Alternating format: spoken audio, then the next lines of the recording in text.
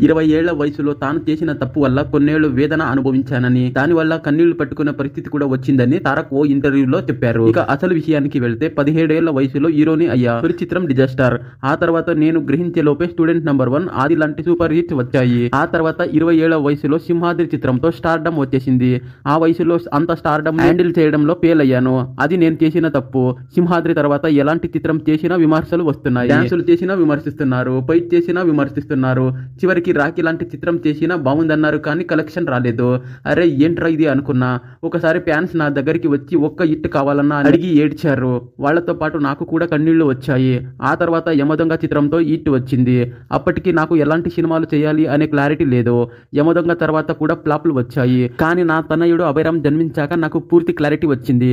నా నుంచి ఆడియన్స్ నిజాయితీతో కూడిన చిత్రాలు కోరుకుంటున్నారని తెలిసి ఇక 2015లో టెంపర్ విడుదలైంది. ఆ తర్వాత నాన్నకు ప్రేమతో, జనతా గ్యారేజ్, జై లవకుశ, అరవింద సమేత, త్రిబుల్ ఆర్, దేవరా ఇలా వరుస హిట్స్ తో ఎన్టీఆర్ దూసుకుపోతున్నారు.